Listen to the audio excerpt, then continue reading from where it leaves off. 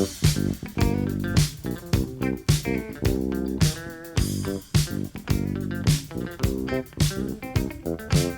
love cookies. I love cookies. I love cookies. I love cookies. Welcome to Cookies, the world's most influential basketball podcast. The NBA season is upon us. 2023. Andrew Quo, it's opening day. What's really good? Woo! It's going off over at my house, man. I got the bagel bites in the oven. I got my tube TV ready, adjusting the rabbit ears for the Knicks broadcast. Marv Albert, man, it is on. The NBA's back. Would you say you're in mid-season form or postseason form or preseason form? Like, what form are you in?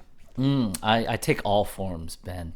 I am the best preseason, the best midseason. Finals, baby. I am hyped to do this. Are you in your final form? Finals form? There is no finality to my fandom of the NBA. But if there was, yes, I'd be in my final, most evolved form, which is everything. I'm going a different direction. Oh, what? This is the year I play my way into shape.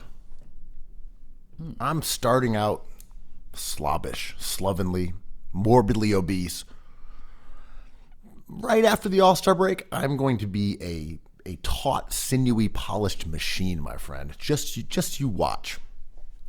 Well, they say, like, when they go through the bone, they have to go through the muscle, too. So if you want that extension, you have to rebuild the muscle around it. And that takes roughly half the season, right? Well, yeah, I'm coming back as 6'3", but that's going to occur Victor roughly Ben-Bayana. around February. I can't wait, man. You finally. Why didn't you just put on the Hokas, Ben? That would have given you that inch. Like, no, I wanted it the fair way by smashing my legs with hammers and elongating my femur. I know Hoka got famous for offering wide shoes for wide boys, but what if they started offering like more verticality? What if they're like, oh, this is our super duper vertical shoe, not recommended for hiking, but recommended for chilling or dunking? Like strength shoes. Did they stop making those? I'm sure you can still buy them. Are you talking about the ones that are weighted on the soles? I was talking about the ones that have that platform on the front. These were some real 90s shit. They had like a kind of horseshoe sort of platform on the front, which made you always walk more or less like on toe. Yeah. You'd walk around and it would elevate you maybe an inch and a half, but the real point was to make it so that you were always kind of exercising your calf muscles and your heels never really touched the ground. I wonder if those disappeared because they were ineffective or led to long-term injuries. If not, we need to get those back out there for sale and get them up on IG. If they didn't cut our social life careers in half, we need to get those back, man. If they didn't permanently damage the structure of millions of basketball playing youth's calves, we need to get those back out there to the streets. Feed the streets, Andrew. I mean, remember when everyone thought high tops were going to save ankle injuries, but it just made more ankle injuries? And now we just wear high tops because they look, to use a 90s word, fly. You say they look fat? Fly. Fat? P-H-A-T? Is that for the wide boys? I feel like you're really shitting on my 90s nostalgia. I think you need some more American culture in your life, man. With this attitude, our country's going nowhere. Well, this is my alt-right nationalist call to arms. Take us back. Take us back to the days of sitting around eating a spaghetti sandwich, playing good old American-made video games like Atari and Nintendo and Sega. Right. Some Zelda. That was America. Full of That was Zelda. America. Yeah. Yeah, fucking bagel bites. What were you eating, man? Bagel bites on top of pizza with another slice of pizza on top of that. I'm not sure if bagel bites fit into this worldview. I'm just gonna say. No, that you didn't have bagel bites in the 90s? Oh, we did. But this version of America, bagel bites may be a little ethnic. Oh, I see where you're going with this, Mr. West. True, fair enough. So is French bread pizza out? So no Stouffer's French bread pizza. No, you cannot have that. No, that's fine. What about Hot Pockets? That's basically like walking around with a Nazi armband on your sleeve. But isn't it just a bastardized calzone? No, it's an American calzone, you traitor. They're called freedom zones. So what I'm talking about here are my truly deeply held beliefs. No, what I'm talking about here are there's this thing I've been seeing on Twitter where there's very hokey sort of Norman Rockwellian art who is actually a fairly progressive dude, if I remember correctly, and who's been miscast as being sort of a blind subscriber to like American ideals and propaganda about like the real America. But nevertheless, I could be wrong. Maybe he was terrible, but I think I read that he was okay. I'm pretty sure. Right. Anyway, the stuff that I'm seeing on Twitter, there's an image, say, of a couple young youths, both Caucasian, playing video games in a room that's just cluttered with posters for Last Action Hero and video games and Jurassic Park. There's some little war soldiers there. There's some games. And it's this idea that American 90s culture is American culture. And that it's using the same visual language as, this is why I referenced Norman Rockwell, a couple kids, an old man sitting on a porch, or a couple kids playing in the sandlot. It's this exact same kind of idea, but reframing it as gamer culture is American culture. Well, it's more, and this image is out there on the internet. Maybe we'll post it on our Twitter. The interns will. But, like, it's not solely about the video games, right? The video games take kind of center stage, but there's a spaghetti and meatballs situation going on. The army soldiers is big. It is, and the kid's baseball hat is backwards. It's a signaling to, like, a pre-fraternity kind of path for these kids, which is like good old American, to your point, this new Norman Rockwell thing. So it's not necessarily just video games or gamers, right? It's not saying the gamer culture, the origin of gamer culture is American. It's saying all these things together. Right. And it's this idea that this has been lost. And there was another one of these images, same hokey bullshit, that shows the outside of a Blockbuster video with like a car pulled up in front. You say hokey bullshit. You say hokey bullshit, but I look at these images and I'm like, those are some good times, man. John Stark's dunking over 3 bulls at the same time. Like, woo! I said hoka bullshit. Excuse me. Makes me feel Tall and taller when wide. I see it. It's like, look at these wide boys playing their Sega Genesis. Wow. And Sega, certainly a company that originates from the middle of America. Nintendo, also Nebraska, I believe, the letter N. Let's see, there was another image that shows a kid holding up a Nintendo on Christmas morning gleefully as his parents look on under the boughs of a good old Christian Christmas tree. That's what we've lost, Andrew. Pokemon. You holding up a Nintendo under a Christmas tree. Remember when you had that? Pokemon originating from Hawaii, one of our great 50 states of America. They named a damn franchise, a toy gaming franchise after a food item, an all-American food item. What's interesting about this, and other than its supreme dorkiness, is that when people on the alt-right talk about European culture in America, they always go back to classical music. They go back to the Vikings. They go back to Europe. That's always sort of been their I guess their look for identification has been going back to the motherland, and obviously there are neo-Nazism, Germany, etc. But it's always Europe. This is a different modern version of, as I said, the Rockwellian stuff. This idea of the 50s and the 40s or the 60s that Donald Trump, like MAGA, is about. Make America Great Again. And we're going back to this age before, like, integration, before the end of Jim Crow, before, I don't know, women could vote, before wokeness, etc. But this is an interesting one because it's presenting the 90s as that. I'm like, the 90s? The 90s? Like the LA riots, 90s, AIDS? 90s was like the culture war epicenter. Punk rock. You had Public Enemy. Like, it was just Do the Right Thing. Yeah.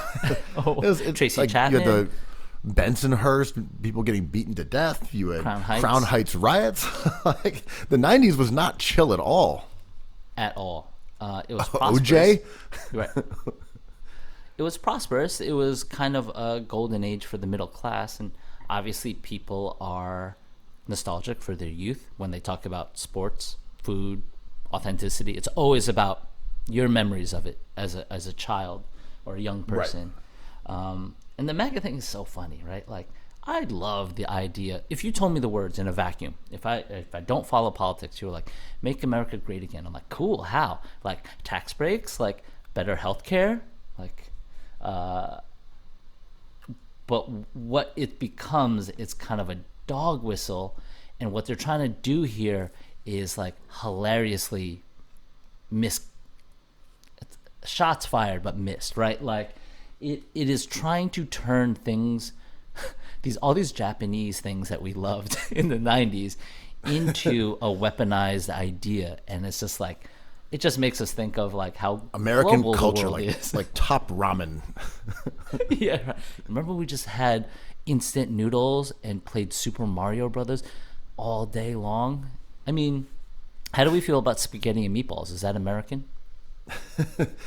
But what they're really getting at here is a time before.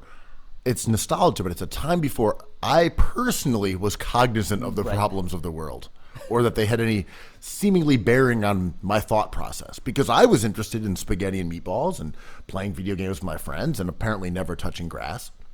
But that was my life before the intrusion of the outside world. Can we take it back to that moment when we didn't care what anybody else said or how they were living, but I was focused on like Castlevania?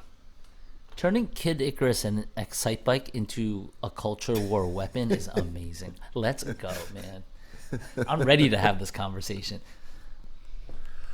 In some ways, we're the two guys from Double Dragon, or maybe Russian Attack. Streets of Rage, Def Jux 3.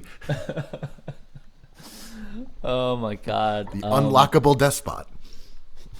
I mean, it fits with the incel kind of theme, right? Like we talked previously about like the punk rock, like I'm a loser, the Descendants, like these guys really identify with being like these horrendous, insufferable losers, right? And they're like, well, actually we are the good ones, like we are the cool ones. And the whole like savior complex of video games kind of feeds into that. Like you save the princess from the castle, you're the one. You have to go up and fight all these dudes who are with your princess, and then you have to rescue her. Like, there's been so much talk about reconstructing this common narrative in video games and like just switching up the roles, because like these kids just hypothetically grow up to be men and think like this and adopt ideas that are similar to this. So this like goes right in line with incel MAGA bravery, right? That's a good point, and I think we've talked about this a little bit before, that for prior generations, I think you could watch a movie or read a book and think of yourself in that heroic role. But there wasn't necessarily an experience that was as similar as video games that was similar to video games in terms of saying you are the protagonist. The fate depends on you. You could put yourself in that position ultimately, but you're watching a movie and someone else is the star. In this, it's you. Can you save the princess? Can you go out there with these weapons and mow down all these people? Can you steal a car and escape the police? and I'm not one of those like Tipper Gore people saying video games is turning people into monsters and all that kind of stuff. But like, it's worth discussing. Well, I was a heavy video game kid, and I ended up being a Knicks optimist. So, point taken, Ben. Yeah, no, I'm not saying that playing video games will turn you into a murderous psychopath, but it does seem like murderous psychopaths really like games. Yeah, and fantasy, right? And like, it is worth mentioning, like, one of the best games of all time, Mario Kart, was great, right? And it took the princess from out of the castle and put her in the main character option for the main character role. And it's so interesting. So you get like Mario, who's kind of good at everything, right? Like, he's not the fastest, but he's fast enough. He's not the strongest, but he's strong enough. And the princess is like fast but very weak. The Toad is extremely fast but extremely weak. And you go into all these stereotypical ways to put evaluations on a certain character. Like, Bowser is strong but very slow. And then you get into thinking about stuff, and you see people say, there's all these things wrong with Ben Simmons. I'm like, are you playing Mario Kart? Just like, forget about that game for a second. Look at Luigi. Look at how well he can jump. Yeah, exactly. Mario, he's not as tall, so he can't jump as far. And I've gone through this my whole life, like being a 5'5" king with glasses and Asian in every room. Is like, I know what people expect of me, and I'm like, you Mario Kart ass people, man. But the point you made earlier about, gamer culture and staying inside, being valorized and being seen as virtuous is something that goes back to the theory that I've always had about Revenge of the Nerds, where it said that the socially adjusted people and the jocks and the people who had like girlfriends and were like cool in the context of 80s high school were actually the bad guys, and the good guys were the people inside on their computers who couldn't interact with anybody. And this is like kind of the next progression of that, which is that the culture was actually being indoors. The culture was playing video games. That was cool. That was what we should try to get back to. And I'm like, that wasn't the case. Yeah, I like playing video games too, but we were also outside playing like basketball and football and baseball and running around and causing mischief, and we were outside all the time. I mean, like, that's not, I don't know. I would believe your Revenge of the Nerds theory if we had not just done 2 back-to-back nights of head-to-head fantasy drafts and me and you discussing on the side the usage of certain players. So I don't know. We certainly weren't on grass doing those fantasy basketball is super cool. I'm ready for the season, baby. Look, dude, I did it grudgingly. You were wrong. Grudgingly. Anyway, yeah, I mean, what the but 90s... by no means am I saying that we don't have our nerdy tendencies. For sure, but we were balanced, not like these dweebs. I was eating lo mein, not spaghetti. But yeah, I mean, I'm down for all this. I see that image and I'm like, oh yeah, that is some good times, man. And then when someone's just like, oh, this is about nationalism, I'm just like, well, I do love my country. And it gets to a point where like you go through all these like levels like a video game. I'm like, okay, you're through the second level. I also love my country. It's like, and you hate immigrants. I'm like, well, as an immigrant myself, I'm gonna have to take a bow. I'm gonna have to bow out at the third level here. Can I get back to you on the America for Americans thing? But I'm here for some Russian attack.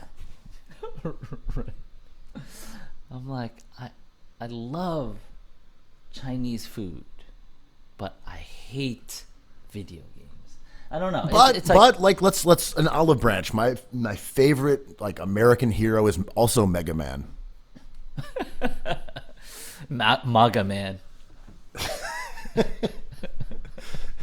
That was a hard video game, man. It was a beautifully rendered video game. Like it looked cool. The degree of difficulty Mega Man was tight. really high. That was a good game. I will absolutely concede that game was tight. I liked how you jumped, and it felt like gravity was a part of it. Other games you jump and you kind of float around, but Mega Man was like, it was grounded, man.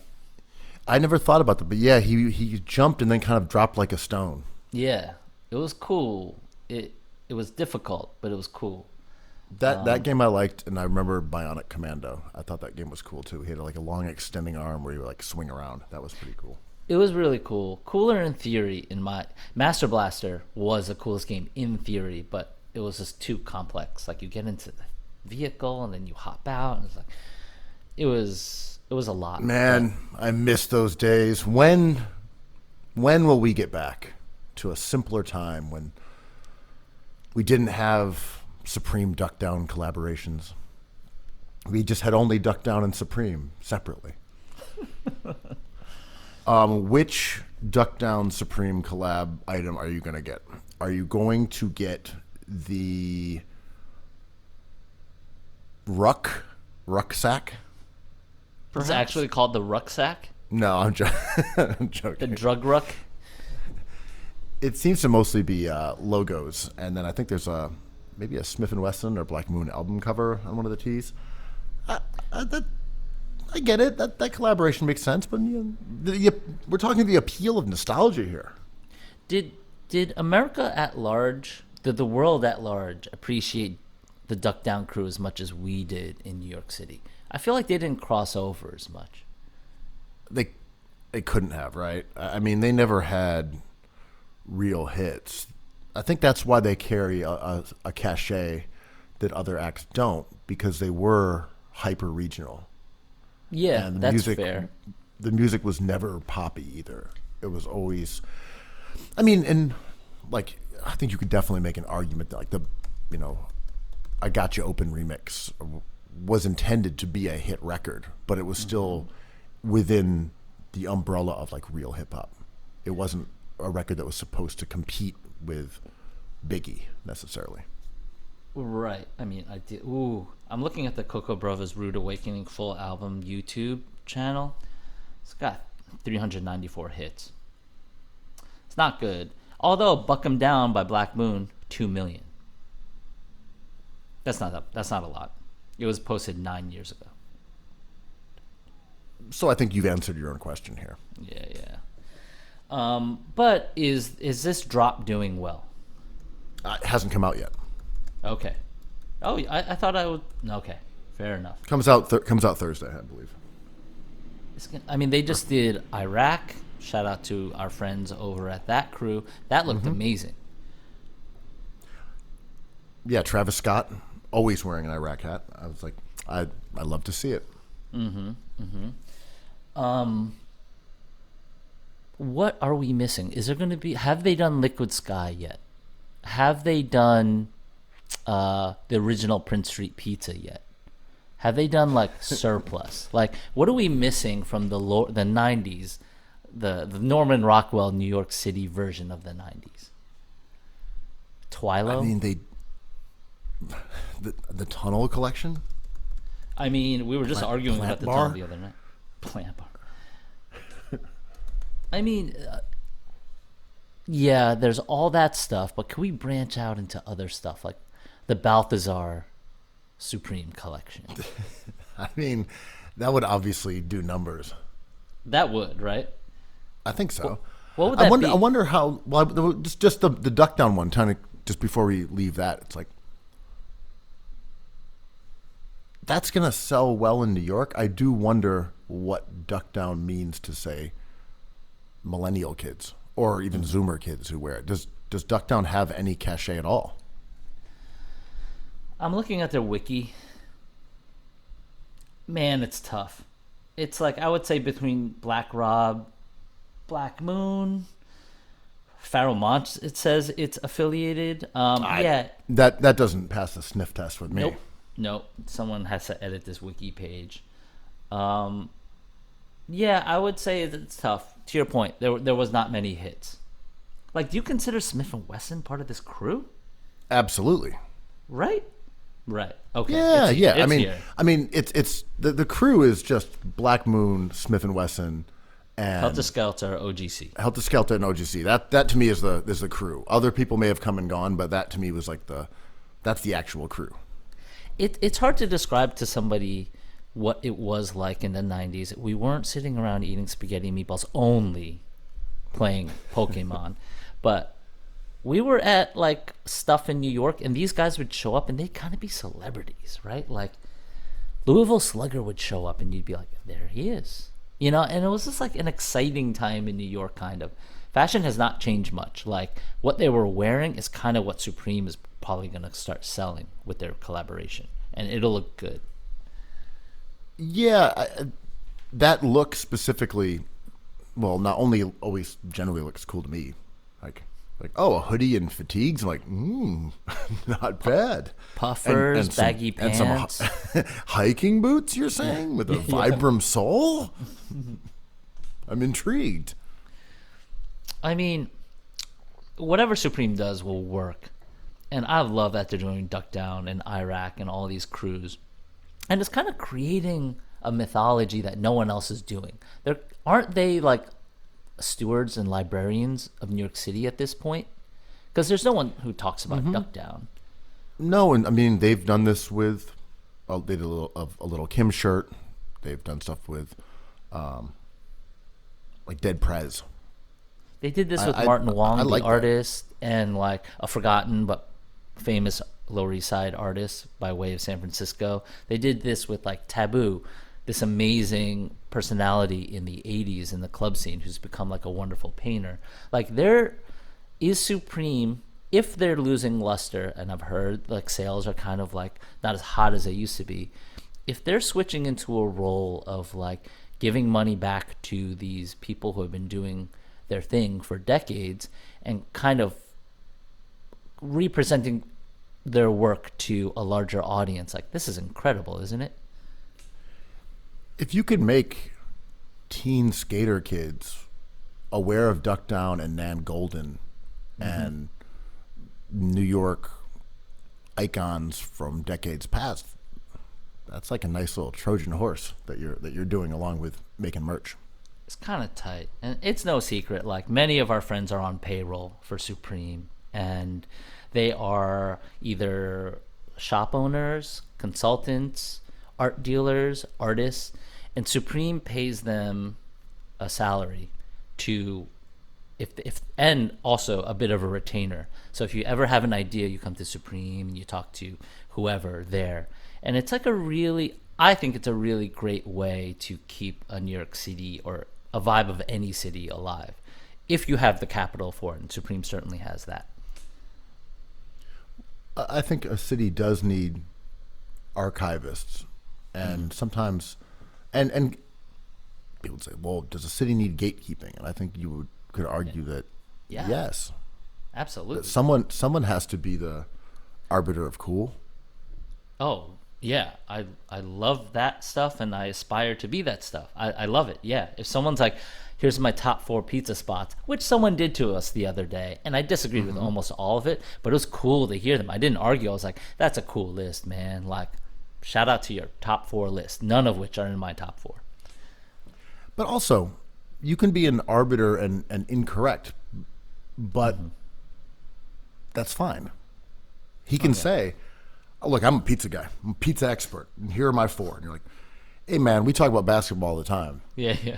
People who pay a lot of attention to the game, who watch it, who digest stats, have incorrect opinions. This happens all the time, and they would say the same about us. Like, it is totally cool to have a divergent opinion, but you do need people who are at least trying to determine these things, right? Who are trying to create tiers and boundaries. I don't know. I think I'm in favor of gatekeeping. I'm a gatekeeper guy. Like, we need the gatekeepers. This is everything, right? And everyone should have their duck down targets on the gatekeepers too, but like, no, not in a bad way. Just like, a discussion is what we want. But you don't like someone to jump into a conversation about like Maggie Haberman and not really care about media or politics, just having like a searing hot take. It's just like, well, that's tricky. That's not gatekeeping. That's just like Twitter. But I do love someone who rolls up and is just like, yo, listen, I maybe eat like pizza 4 times a week, and here's my shit. I'm like, amazing. I disagree with it, but like, let's go. But if I remember, I have some friends who are like, okay, here's my top 20 small forwards, and they're like, let's see, Paul Pierce. No. I'm like, please think about this first, and then we can do this. Let's talk about something else. Well, my thing is mostly for gatekeeping is that I think people who have really good taste, that's a skill. Yeah. And they don't necessarily need to use that to create products. They can sort of be an editor. They don't need to be party promoters themselves. And again, those positions of power of deciding what's cool and what isn't, those are also fickle. Mm-hmm. You can get taken down, and that's part of the cyclical, rebellion of youth that always happens. Like, oh, you've been gatekeeping too long. Yep. It's time to lop off the head and let someone with better, younger taste take command. Listen, Chuck Grassley, you've had your time gatekeeping Congress. Yeah, I'm not big into gatekeeping in the political realm as quite as much. That leads to having a bunch of 80-year-old people who you would not put in charge of a lemonade stand running the most powerful nation on earth. Well, politics sucks. Arguing about duck down production is great. And, like as we're seeing kind of the buckling of streetwear a little bit, you were firsthand in multiple countries to this. Like the last Fashion Week cycle, like kind of was a departure from the big heavy graphics, the kind of the thing we've been seeing for a while in fashion, which is like affordability, kind of like these new ideas. And they're being like refined to a point. And I want to talk about this later, like the refinement of the NBA or the refinement of certain things. Like, does it kill a certain chaos? And yeah, for sure. But I think, like to your point, as gatekeepers age, they have to be kind of tighter with their ideas because time just kind of proves them wrong too many times. And the problem is when the power structure allows gatekeepers who have lost touch to stay in power. That's the biggest danger of gatekeeping. Right. And we see that all the time. I don't know if we're going to end up talking about, inside the NBA getting its new contract. But there are certainly basketball gatekeepers within media, but they're also comedians. They're also personalities. And to think of how their views will sound in 10 years is kind of delightful. Oh, my God. So I was thinking Good about Lord. Like, in 10 years? If I was going to select, in my fantasy, select people to do that, I'd be like our boy Pablo Torre, like Dan Le Batard, my favorite people. But then it would kind of like not be fun because I would just agree with them constantly. Like, let's get Charles Barkley barking about like how Kevin Durant is too skinny and doesn't want it enough. Like, thank you, TNT, for giving us 10 more years of life. Well, the thing about Joel Embiid is he just has to want to dominate. This is great. It's great for us, man. It's great for every culture, right? Like, I don't know. I really appreciate what those guys do. And as I get older, I disagree with more of their stuff. They're getting less funny, though.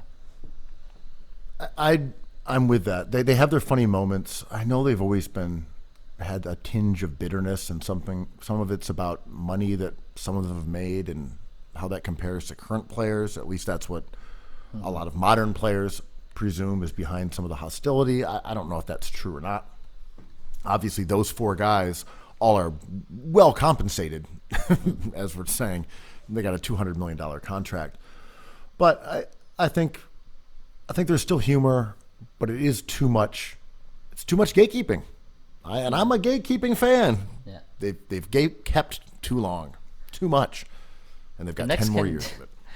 The next, it's a very Knicksian because they are superstars in their decline. Not only are they gatekeeping more poorly, in my opinion, they're showing their fatigue a little bit. Charles will just be like, I don't even want to watch that game. I'm like, that's not fun. Unless you make it funny, but he rarely makes it funny. The height was like who he played for, playing on Charles's ignorance a bit.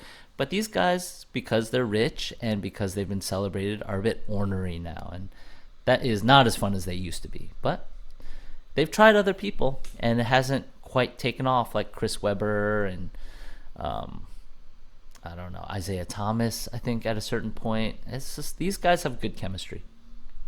ESPN, put Jacoby on more. I want more Jacoby. I'm going to say it. More Jacoby, more Pablo. Let the lads, our day ones, let them get their takes off. I mean, I believe those two guys you mentioned are kind of the voice for a huge number of us that maybe doesn't get enough shine. Yeah, put them on the NBA Finals, man. Like, what are we doing? Let's go. I want to hear Jacoby up there and on national TV and saying how he is excited about the Supreme Flavor Unit drop.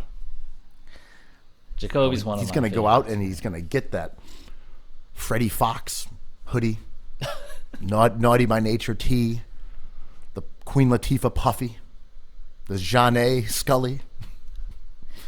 That's what I want on television. Jalen and Jacoby still uses a Method Man sample, man. That like brings joy to my old ass heart.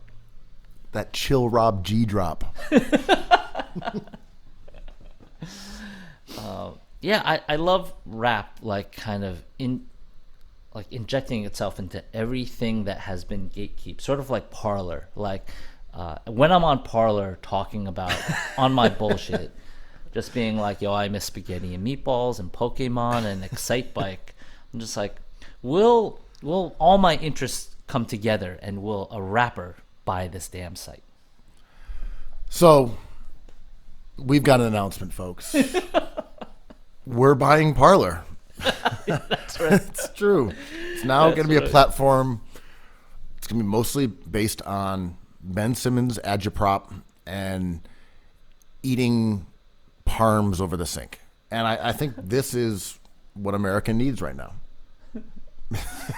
Parmer. I mean, Parm Lord? I should have done more research, but every time a media company like flips and sells to another person who doesn't really know about that media company, it always kind of fizzles out, man. Like the path of like Gawker, I know that's very complicated, but people trying to revive that thing to no success. It's like you gotta love the thing before you take it over and buy it and to understand it. It's not like you just 2x its value. And Kanye buying Parlor is going to be hilarious. Like, Elon Musk knows about Twitter. Kanye kind of is a different thinker. We talked about this the other day. I just can't get over how awesome Kanye's life has worked out to be and how he's still mad about his enemies. I know this does not explain mental illness, and mental illness does not operate rationally. And it's just so wild to me to be like, I've got $1 billion. I was married to like the most desirable woman on the planet. Got some healthy kids. Had dropped rap classics. Became a rapper. Became a star. Worked in fashion. I'm like, they've stymied me at every turn. Yeah. The one thing I would say to him that Nori or whoever his enablers are, Candace Owens, it's like, if you're worried about there being a secretive cabal, look around your friend group. Jay-Z's got $1 billion. You roll with Elon. You hung out with Trump. Like, you're just kind of hanging out. You were married, Zuck. You're married to a Kardashian. You just hang out with a bunch of billionaires. Like, if you're looking for the people who are pulling the strings around the nation and around the world, Look in your phone. FaceTime them. Yeah, if you can buy Twitter, if you can buy the medium, maybe you, Hans, are we the baddies? But this is him just following Elon Musk's lead on this, right? Sure. Where Musk is like, I'm going to buy Twitter. He's like, I'll buy Parlor. I think How we've much already time gone has Kanye spent on Parlor? I think we've gone too far in asking. I don't think it's explainable. This is some Howard Hughes stuff, right? Like, well, why did Howard Hughes like pee into jars and like stay in one room? Like, I don't know, And this is kind of a litmus test of of someone's worldview.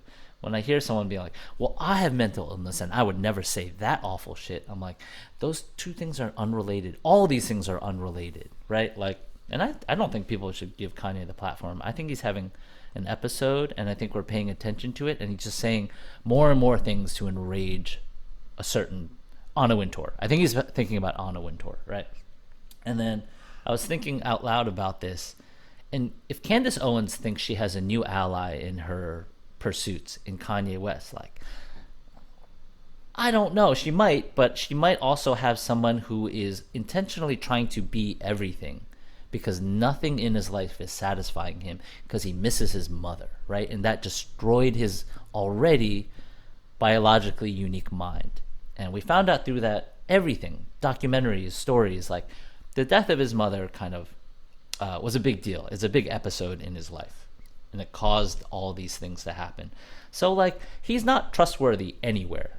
He's not a MAGA ally. He's not into social media. He's into everything and nothing.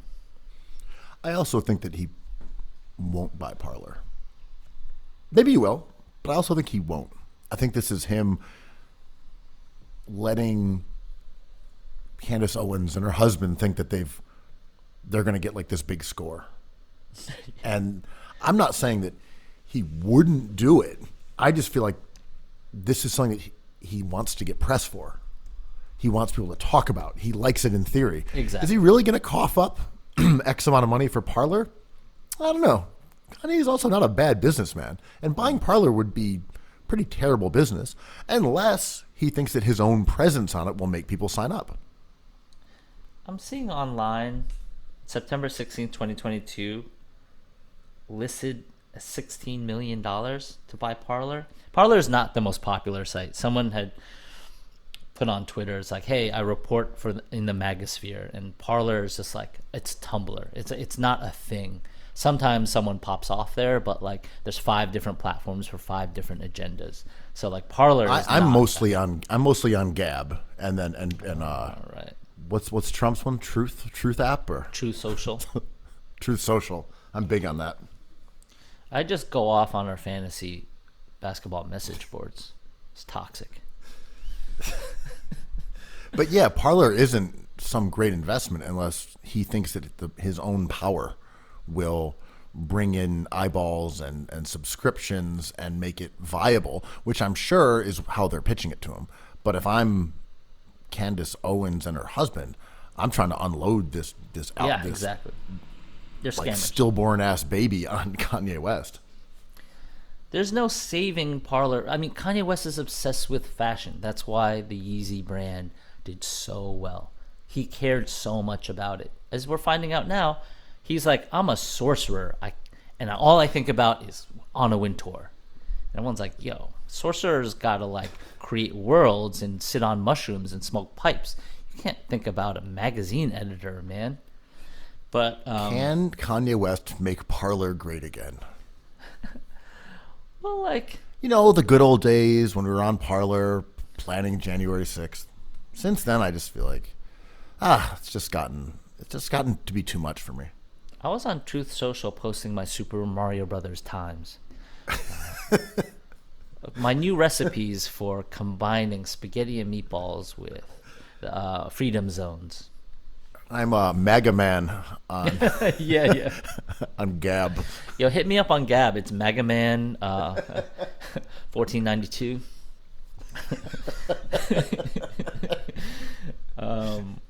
But like, I feel like we're seeing kind of all these social media platforms kind of buckle at the weight of buffoonery and morons. Like, I don't know how much how much more time and energy we can spend on. We talked about the main characters, right? Like there's Kanye, Andrew Yang, Ben Simmons, everybody, Bernie Sanders, Maggie Haberman, AOC, Marjorie Taylor Greene. Like there's certain people that build up these platforms, and I think there is fatigue for sure because these people can't provide enough content. They don't play games like Ben Simmons does. Like they do stuff once in a while, and then we go ballistic, and then we argue in circles. And I, for one, I'm looking forward to this because I think that's when Twitter is going to get better. It's like, how much more can we argue about Kanye West on Twitter? But what's interesting is that every time there's been a social media network that has risen to dominance, there's always been this sort of ebb and flow, empires rise and fall. Mm-hmm. And there hasn't been a real threat to Twitter at all. And we've seen threats to Facebook, threats to Instagram. And Twitter has just maintained as kind of the only place that is this mostly text-based sort of news network for whatever you're interested in. And it's just this constant stream of information about whatever you want. If you want to know about food, there's food Twitter. You want to know about basketball, there's basketball Twitter. You're here for the jokes. You're here for something that's like a specific culture or a country. You can just be enmeshed in that. There's no art Twitter, which is interesting. Are you sure? I don't know. It doesn't exist. That market is, I'll say, there's no art market Twitter. Like galleries don't have a presence on there. Saying nothing. This is all money laundering. No one really does that on social media in the art market world. And there really isn't even a fashion Twitter either, other than fashion writers who post their stuff. Mm-hmm. There's no comedy Twitter world. Comedians definitely definitely comedy Twitter though, right? They're on there, but there's a thing where they're like, we have to stop doing our work on Twitter. So they kind of just like build their brands. But I thought that was the most interesting. They were like, we're giving away free stuff on Twitter. We can't do that. That makes sense. It's also weird when you see guys that are legitimately really funny. Yeah. And they're kind of terrible on Twitter. Like Stephen Colbert or like Conan O'Brien. Like, you guys are like legends of the genre. And they'll put up tweets and you're like, it's pretty mid. Is this James Corden Nation speaking now? A hilarious, lovable comedian? I would never ban him for complaining about egg yolk omelets at my eating establishment. No, siree, Bob. Why has James Corden gotten the most hate of any late night host? He catches a lot of hate. Is he unfunny or is he just British? Well, he's not attractive in a traditional sense, like Jimmy Fallon was always known as a good-looking guy, Colbert, But I think people come at him for that. I think there's like a gross Lena Dunham fixation with him. He is British. There's many examples of him being not the greatest guy, and those flash mobs infuriate people. I didn't even know he was a flash mob architect. Is that part of his deal? Yeah, remember when he stops traffic and does like dancing and stuff? Oh, I've seen that. Yeah, that sucks. It's annoying. He seems like an annoying dude. And also like when he sings in cars with celebrities, like that's annoying too. Yep. So he sucks is what you're saying. I don't know because I don't really pay attention to him. But judging by Twitter, yes, he sucks. How do you feel about non-Americans dominating our late night talk shows? Is it only because we view them as secretly smarter and more refined because they have a like Commonwealth accent? And we could talk about Noah. We could talk about your boy on HBO, John Oliver. We can talk about James Corden. Well, like that's like three guys on major shows who all have a British or South African accent. In the specific case of James Corden, when you dominate the court in a heliocentric offense in Dallas every night, and you're done, and you step off the court, this greatness has to be channeled into something else, and that might be hosting celebrities on TV. Luca, you are no longer welcome at the Pensy. You can't eat at the weird sushi restaurant in the back that's somewhat attached to Madison Square Garden because they closed it. Doncic, the ESPN zone is no zone for you. So James Corden. So James Corden's been banned from Balthazar. In a rant. Well, sorry, I buried your question. Do Europeans have an appeal in an entertainment sense? This is traditional, right? This has been going on for generations. So yeah, I think like the otherworldliness of it kind of works because they get to ask questions and bounce ideas off of their guests. I think that works. Like Conan O'Brien was like tall, awkward, and it's important to have like a catch to it. You have to be weird some way, right? Luka Doncic is a hugely gifted athlete, but a tiny cretin of a man. And the most abusive point guard to my Madison Square Garden servers since the arena opened 50 years ago. I don't often 86, a Dallas Maverick. But today, I 86 Luka Doncic. It did not make me laugh. Anyway, he then said, I'm talking about Keith McNally, that James Corden called him up, apologized, and is now able to go back to Balthazar. Oh, get out of here, McNally. What a Ice-T sellout. He folded. Oh. He said, James Corden just called me and apologized profusely. Having fucked up myself more than most people, I strongly believe in second chances. I hear that. So anyway, they went on to say he doesn't deserve to be banned from anywhere, especially Balthazar. Advantage Corden. Yeah. Some people have been posting food from Balthazar after this story came out, just being like, well, why does James Corden Nation was like, why do people want to eat here? And they take like poorly lit photos of them like putting their knives and forks through like spinach dip and cutting through burgers that were unseasoned and like, look at these French fries. Like this costs $60. And, you know, I will say, and I've said on this pod, that like Balthazar was maybe the most influential restaurant of our lifetime. Like it started this whole Christmas restaurant thing, but I'm like, there's a half truth in there.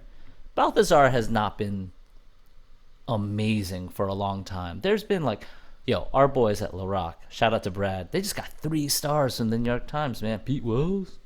Yeah, they crushed that. That was a fantastic review. And I didn't like that Pete Wells seemed to take a couple shots at the hottest neighborhood in New York. My toe. But yeah, what an amazing review. Congrats to them.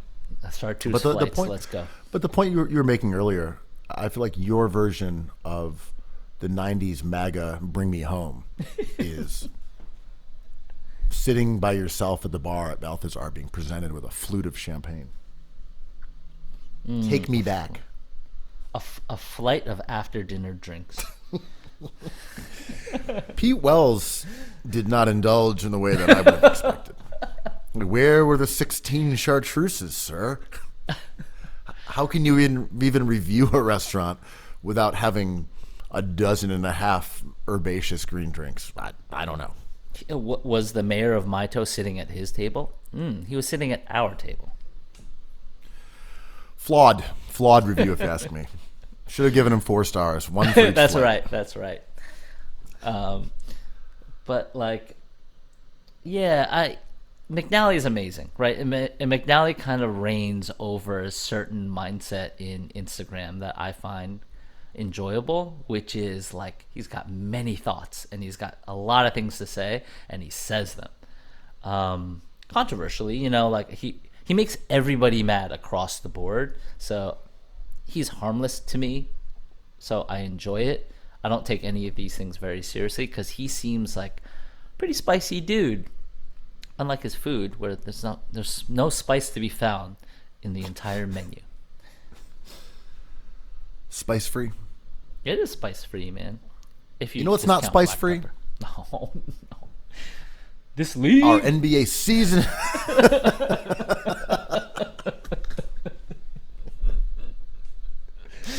All right, let's get going. The NBA is starting, man. This league. The NBA is drunk. The NBA is drunk tonight. Yo, man. So- I'm grateful. so- Let's go. Let's go. The NBA starts tonight. We got Sixers Celtics. We got Lakers Warriors. 4 best teams in basketball going at it. And then tomorrow is kind of like the larger opening day. Mm-hmm. You're a Knicks fan, I've heard. They had a, kind of interesting offseason that ended up underwhelming to some people, maybe functional to others. I'm just going to ask you quickly. Listeners know you're a Knicks guy. I'm a Sixers guy. Let's just get some quick takes out of the way about those teams, and then we can move on. Right. Give me your best case scenario for the Knicks this year. 2 results would be the best case, and they have to be extremes. And the extreme would be get into the playoffs and win a couple games, or the other extreme would be enter the Scoot Henderson bonanza. So all I want is for one of those 2 things to happen, and that's the best case scenario for this team. They're kind of good. To your point, they have a lot of young players who are on the developmental side of coming up. Like, they are ready to become contributing NBA players. Jalen Brunson is very good. We've known this. Those 2 things, especially adding Isaiah Hartenstein in a timeshare with your boy Mitch, is like good enough for like maybe squeaking into the playoffs, maybe being a kind of bit thrilling. That is best case scenario. Or everything goes south, they bench everybody, and then we get ping pong balls. Both will make me extremely happy. I've shifted towards a bit of Knicks optimism for some of those reasons.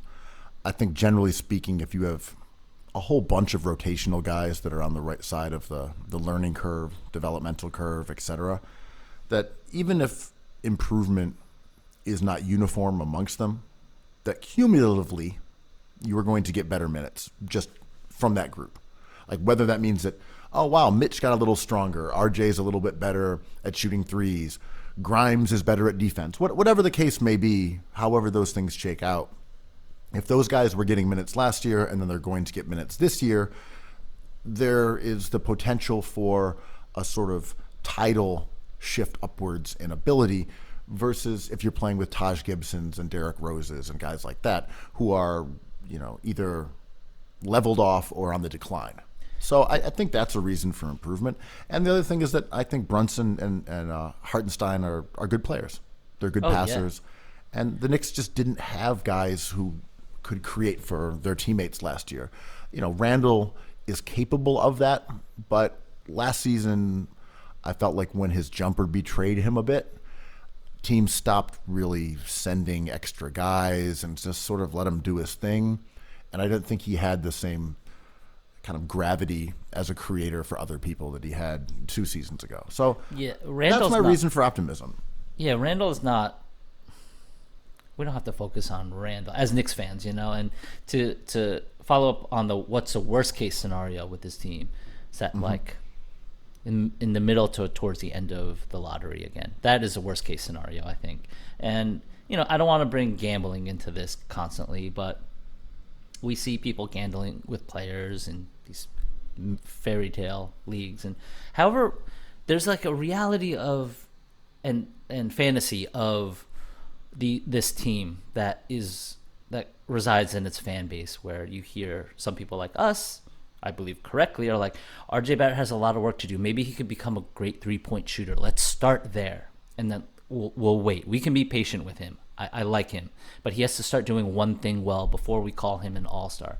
But then other people are like, well, RJ might be the best player on the team and make a few all-star games, and lead this team to maybe like the second round of the playoffs.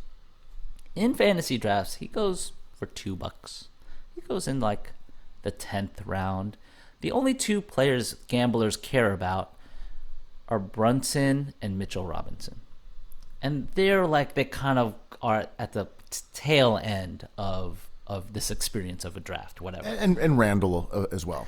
I would say Randall's not in the same level.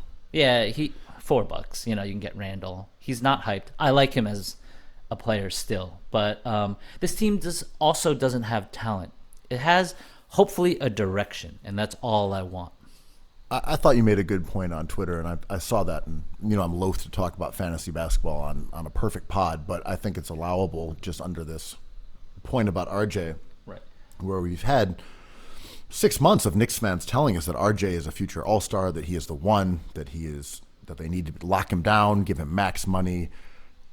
Like, they are all on board. You got Ja, we got RJ. You got Zion, we got RJ. Right. Dude doesn't get drafted in one fantasy draft I saw, and then goes for $2 in another. Yeah. Okay, but I thought this guy was an all-star. Why is he getting Cole Anthony bucks? Because we're playing for money. Because there's a buy-in fee. I have to be honest because right. My money is in jeopardy. Oh yeah. He's about as good as Alec Burks. Pretty much, right? With a higher ceiling. Obviously, he's a young guy. I like him. I want him to do well, man. I love this team. I love the fabric, but I just want him to do one thing slowly. Brunson can do a bunch of things. So the Knicks, this is more interesting than they've been because I feel like they're not doing the traditional Knicks thing, which is signing stars or trading for stars that are maybe on the downside of their careers. So this is cool. I'm very happy and grateful. Yeah, my only issue with the Knicks is that I think you could end up in that worst case scenario pretty easily, and it wouldn't even be indicative of them making errors. It's just that once you start to improve, you could be better than last year. You could be smarter. You could be playing young guys. You could have more upside, but you're just not as good as some of these teams who have more established talent. And I don't know how you could say or how you could necessarily put yourself in a position where you're seeing improvement from Randall or RJ and these young guys at Grimes and IQ and all these dudes and be terrible. Right. I just don't see how that can happen.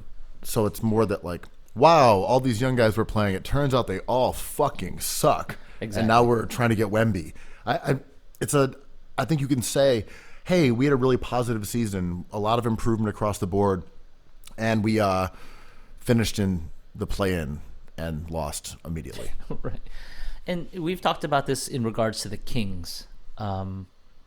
They had very high draft picks that the Knicks didn't, but they missed on Luka Doncic. And when you have an error like that, it's hard to recover from it because you're there and you just whiffed on it. Tyrese Halliburton, I think, is arguably a top 15 player in the NBA. Obi Toppin is probably around 100, 130.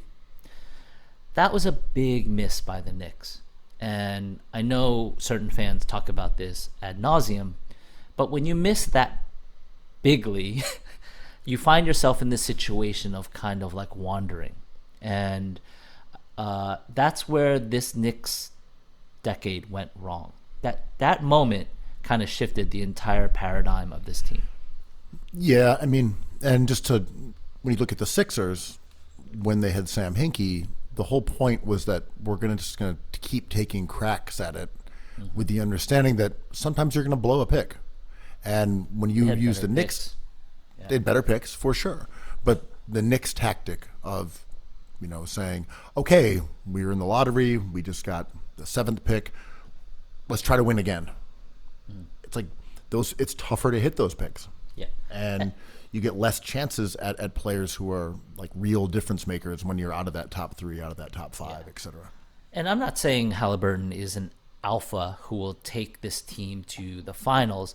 I'm saying if you have Halliburton sitting there, you can go out and trade for Donovan Mitchell, because then you have kind of a backcourt that makes more sense than Brunson and Mitchell. And you don't have to sign Brunson. Or you could just sign Brunson and have Halliburton and Brunson. And, like, it just kind of creates more opportunities when you have better players. Yeah. You know what? I'm going to push back on that. Yeah. I mean, Hassan says this, right? Just get good players. We talked about that. Well, in the Joy of Basketball, in the John Morant entry, we were kind of talking about this idea where, like, once you get your guy, then everything starts to make sense. Yeah. And that's the problem with the Knicks. They just haven't got their guy yet. And if you have Tyrese Halliburton, you can say, he may not be the guy who's going to lead us to the promised line, but he's our guy. He gives us form. He gives us structure. We have a piece that is meaningful to us. And that was why it was so strange to me that the Kings traded him. Because I look at this guy and I say, he's basketball genius-y. Defensively, offensively, he can score, he can shoot, he can create for his teammates. This looks to me like someone that I would want to build a team around and have some faith that we'll be okay. And that's the Knicks' biggest issue. There's no one in that roster you say, look, as long as we have him, we're going to be all right. And they just don't have that guy yet. And those players are hard to find, and they typically come at the top of the draft. And, I mean, look, if Halliburton was available, I don't know why the Knicks didn't throw everything towards the Kings to get him. I mean, Sabonis was a nice player to get back for him. He's an all-star. Yep. But, man, how the hell was that guy available? The squadron at the KBB had Halliburton as number 2 in that entire 2020 draft after LaMelo Ball. I stand by that, man. I'd rather have Halliburton than Edwards, even though Edwards is a beast. He's turning out better than I thought, but Halliburton is that brain piece of a great team. And what are the Timberwolves missing? Halliburton. I mean, our theory is that it's extraordinarily hard to win a title without a basketball genius on your team. Yeah. You need it one or two. It just rarely happens. Yeah. You know, you could look back at Toronto, and I know Kawhi is obviously a smart player, and he's improved a lot as a playmaker, but they had Lowry. Yeah, absolutely. And even Van Vliet. But Lowry was the brainstem. They had that guy on the roster. Super smart, makes the right play, takes the charge, makes the extra pass. Oh, Jimmy Butler was in Philly, man. I can't believe Philly had him. I'm still annoyed at that. Philly having 2 basketball geniuses with him and Simmons, who are both two-way players, and Joel Embiid, that's just wild. Wow. All right, let's get to the Sixers, man. Oh, okay. Quickly on the Sixers. Yeah. No, you're right. No, I'm saying let's talk Sixers. That's old news. Sixers are a different team now. They have a new big 3. They got Embiid, Harden, the up-and-coming lovable scamp, Tyrese Maxey. So if we're going to say the best case scenario for the Sixers, they are absolutely a contender. No doubt. You look at the talent on that team. Yeah. Talent on the team that Daryl Morey has assembled across the board. They've got it all. And you look at it and you're like, okay, you got Tobias Harris as the 4th best player in your starting lineup. That's pretty impressive. You got guys like Melton and Tucker and Thibault, Paul Reed, I misspoke. Disruptors, defensive specialists, some 3-and-D guys. You got House in the mix. That is a really strong roster, and I think if their route to the finals or a title is one that is amenable to them, they can just plow through with talent. It is a lot of talent. I don't know there's another team that has that much just talent overall. Whether it fits together ideally, whether it's being coached properly or not, I don't know. But just pure talent, it's them and the Nets as far as I'm concerned. Can I ask in you terms of just having talent?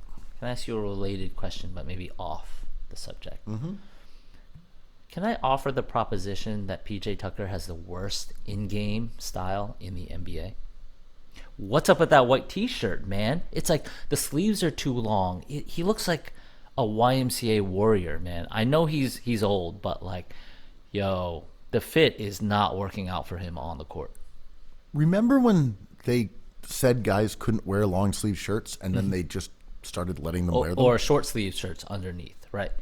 Or long sleeve, because he wears a short sleeve. He wears a short sleeve. Yeah. Remember, they used to have to be sort of cut, right around the shoulder, and now they're just regular Like Anthony Davis just wears like a compression tee under his jersey. I'm fine with that, but like, yo, or maybe PJ Tucker's advanced. The only reason I don't think he's advanced because off the court he wears hats, and that's just like, sorry, man, that just doesn't fly in the KBB offices, headquarters. You know whose style is very similar to him and actually kind of resembles him a bit is Dan Cherry, the guy that Kanye went after constantly for wearing hats. Like, wow, also that a YMCA hat warrior. Yeah, are they the same guy? Are you saying No, they've never been seen in the same room?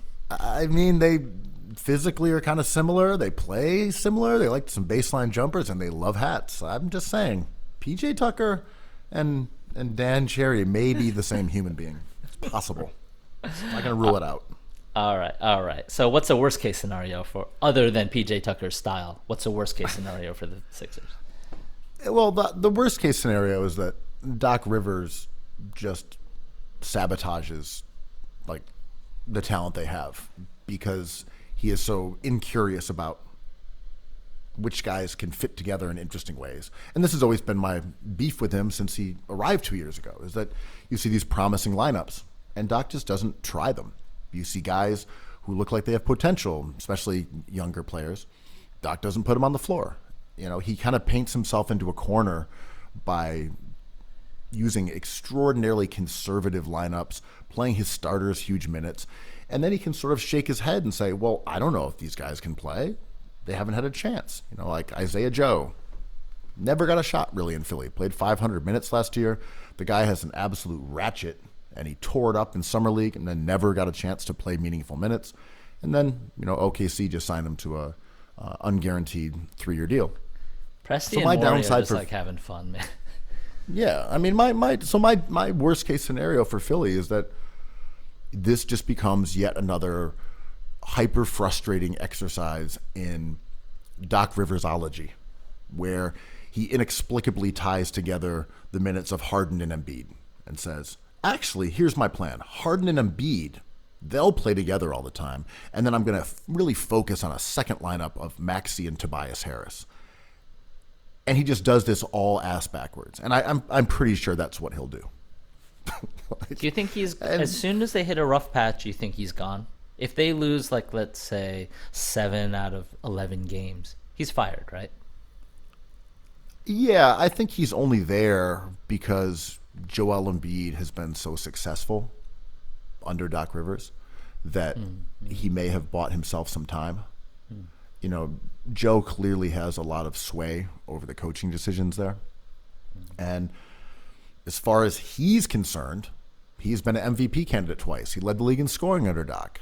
So, like, are you going to be eager to get rid of Doc and bring in someone else who might say, hey, Joe, could you play as a stretch 5, like 30% more of the time so we can, like, run Harden, you know, like Harden-style lineups with him?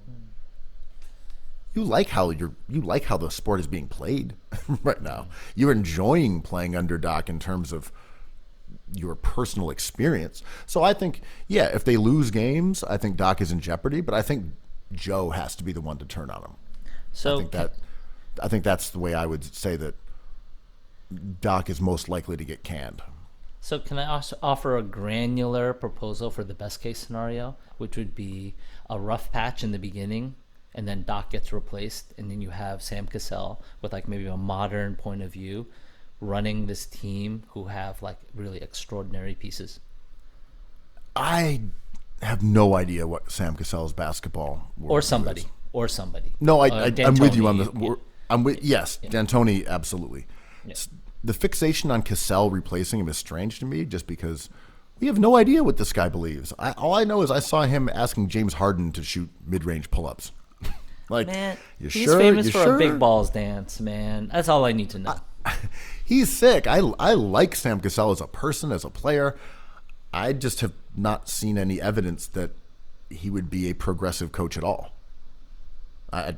Maybe I'm Sure, wrong. I totally, just don't know either way. Well, let's Anyway. just assume Gen X needs their shot, and all of Gen X has a tranquility to them until proven otherwise. Fair He's enough. not Gen X. Yes, but I would say yes. The worst case scenario becoming the best case scenario would be that Doc Rivers disastrously runs this team, and they hire someone extraordinarily competent who then turns this into an optimized scoring machine. Mm-hmm. That is my issue with Doc. He doesn't care enough about getting the absolute most out of the roster, turning it into its like sharpest possible stick. And I think it's really, really hard to win a title in the NBA unless you are getting the most out of what you have. Yeah, I think, all coaches, media people, coaches, they all have good years and bad years, and they go on streaks. Doc, respect to Doc, always huge main character in the NBA. But I think it's a shame to see all these exciting pieces together without a little bit of creativity. Like we talked about this on the last pod, and I believe in this. If you just want to invest in the stock market and make money, totally, just put it into index funds, whatever. It's like, well, I want to be a billionaire. It's like, well, if you want to win a championship, you have to do a few daring things. Me, personally, I'm not willing to do that, but I will never be rich, right? So I think the Sixers are looking to get rich in NBA terms, and Doc has to do something out of character to do it, and that's asking a lot of a man who's had a lot of success. Honestly, fantastic analogy. Well done. This is how you come up with perfect pods. Like it's just stuff just like that. Right. But I think you are absolutely right that Doc can just use this talent, sit back, put his hands behind his head, and say, we're going to win 56 games. We're going to get into the second round of the playoffs. I don't actually even have to think about this. Mm-hmm. I don't have to make hard decisions about whether Tobias Harris should be playing 36 minutes or 22. I'm just going to put our guys on the floor, run my offense. Every version of this team is going to be kind of a simulacrum of my own regular offense. There's no weirdo lineups, no small ball lineups, no defensive lineups. It's just going to be Doc Rivers shit over and over and over, and we'll be fine. Mm-hmm. And I'll deal with the consequences of that when it's over, because I stick to my guns. I have my beliefs, and I'm not going to challenge them for you guys. Like I almost respect it. Yeah, and then you blame Ben Simmons. It's like, well, I wasn't on the court, so let's talk to them. I'm like, dude. What the ideas that I had were solid. Yeah, it's like, what did you have done? It's like, I'm here, aren't I? Like, we're talking, we're in postseason ball. I'm like, dude, you have to do one thing creative. And in Boston, when he won that chip, like, it was the pieces on that team kind of were unique at the time. Like, we understand them better now. The introduction of the big three, and surround them with like these hyper effective role players. And I mean, that roster was just nasty. You look at the just auxiliary defenders they had: Tony Allen, James Posey, just crazy roster, and they won one title. Yeah, I know. It should have been more. It should have been a dynasty. But the Nets had the longest view in the room, so yeah. Until they got taken to the cleaners by Billy King. And I'm not even sure what Sixers fans want. Obviously a championship, but like Maxi's going to have an interesting experience playing with two of the highest usage guys in the modern era. And I'm hoping Harden kind of returns to his. You don't want it. It's not happening. No, it's not happening. He's a different player now. He's not who he was. I don't even agree with that. Oh, I agree. He's lost a lot of physicality. I disagree. I think this is just a math problem. Mm-hmm. It's just math. You have 100 some possessions a game. Sure. Sixers don't play at a particularly fast pace. Right. It's not like they're like, look, if we get out there and really scramble, we're going to get another 10 possessions. And we need that because that's how we're going to feed all these mouths. Mm-hmm. You look at like a team, the Celtics, right? You got Jaylen Brown and Jason Tatum. They score a lot of points. No one else really scores. Mm-hmm. You look at the Clippers, or when they're healthy, Paul George and Kawhi. No one else really scores a lot. There's some guys in the mix there. How do you feed all these mouths when you have Joel Embiid with a near 40% usage rate, standing in the paint. He led the league in scoring. You have Maxey, who is primarily a scorer. Yeah. You have Harris, who is primarily a scorer.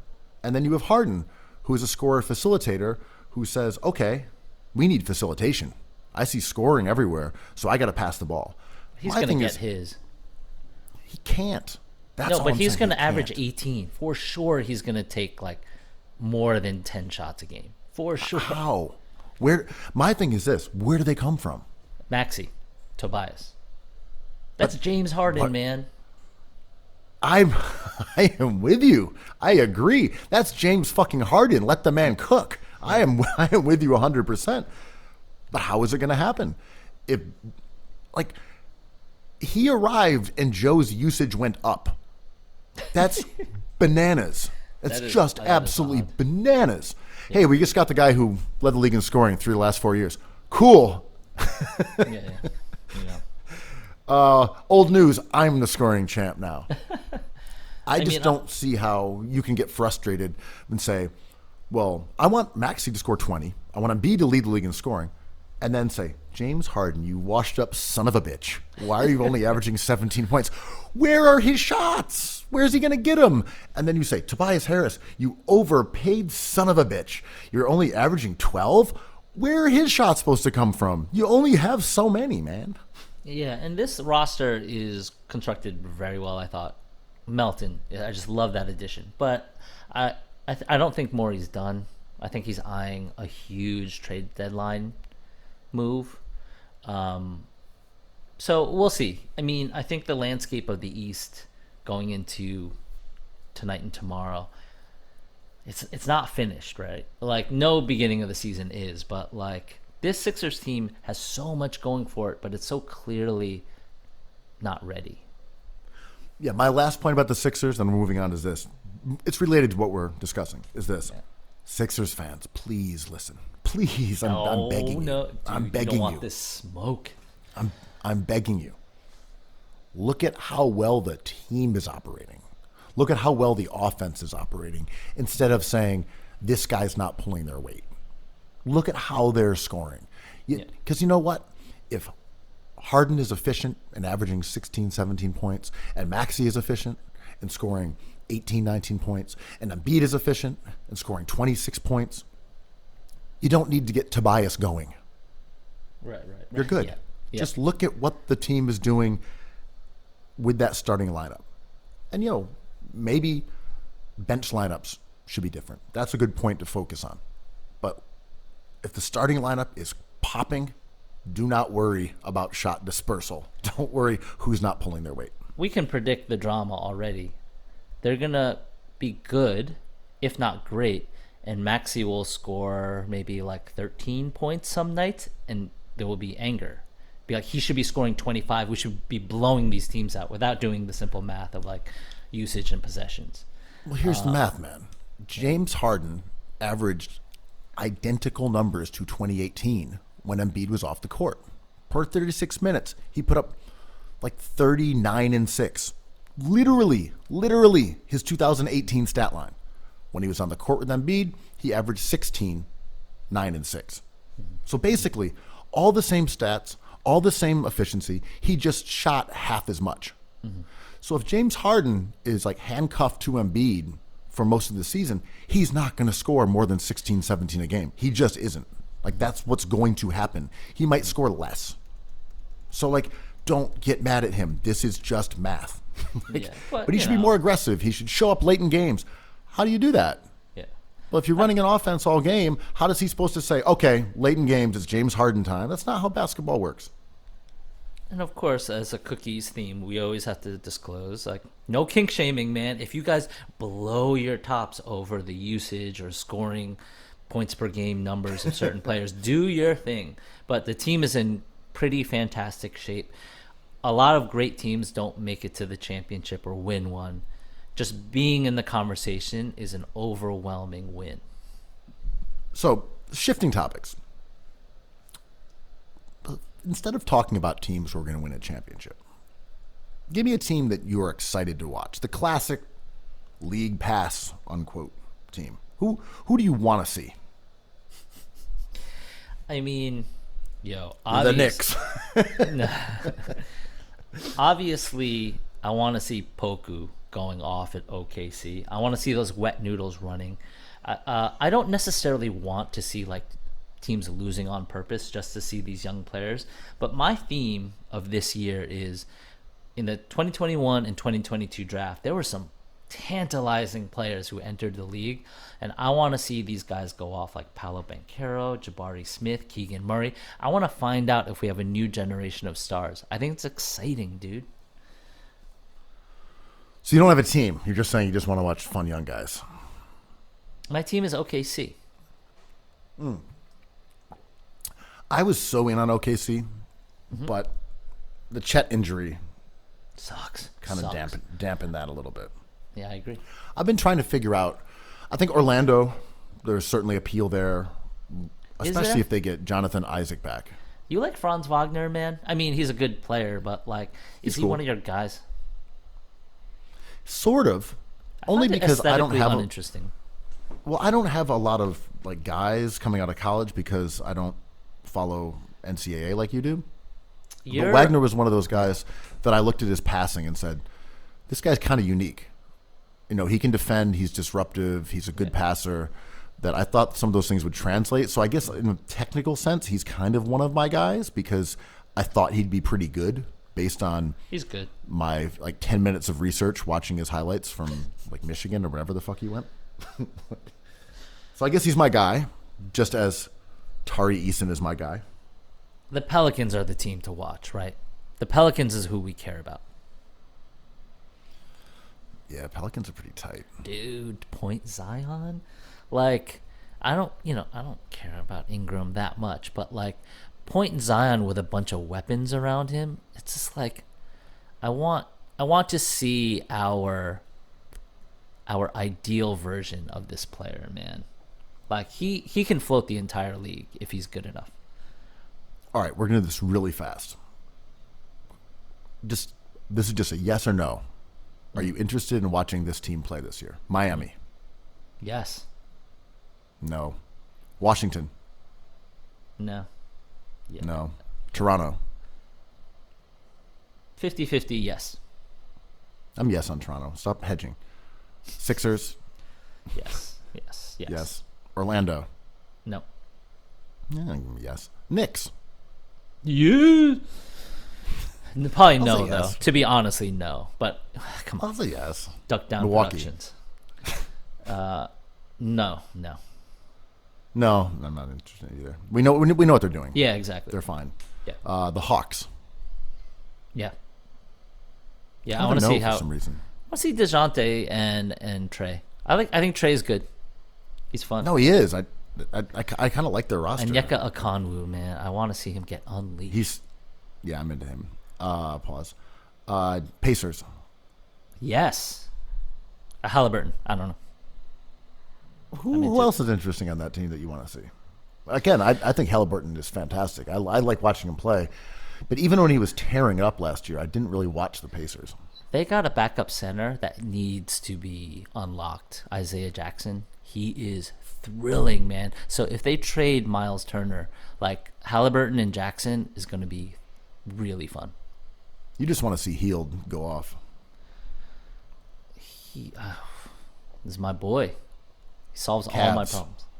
Yes. Boston. Yeah. Yeah. I think I'm going to say yes in that they are a good team who will be in a lot of big games. True. As the team itself, it's a no, only because they didn't add anybody. We know I mean, I think Brogdon's a solid pickup, but it's the same team as last year. I want to see the chaos, if there is, with like the coaching, a really suspect organization. Yeah, toxic, as they say. I mean, like the pot of gold. No, it's a pot of toxicity. They are the most toxic team in the NBA. Prove me wrong. Easily. Yeah. Like you go and you find that little pot, and you think it's full of gold, and it's full of imposter syndrome. It's full of gaslighting. Just full of gatekeeping. Nets. Hells yeah. Hell yeah. I'm more excited to watch them than anyone else. But part of that is because they're also like a 20-minute G train away. Yeah, we got to go to some games, and they have the 3 villains from Superman like barreling through the universe in that shard of glass. It's gonna be awesome. Yeah, that's great. Bulls. No, I love them, but we know what they are. They just got to get into the playoffs. That team is flat a little. If bit. they get Lonzo back, I'm gonna go to yes. Right now, it's a no. Shout out to Lonzo. Yeah, I agree with that. Hornets. Yeah, just for LaMelo. I've decided that I want the Hornets to be terrible and get Wemby. I want the Hornets with Wemby and LaMelo. I think that would be the best possible scenario outside of, like, I don't want him in Houston. I don't want him in OKC.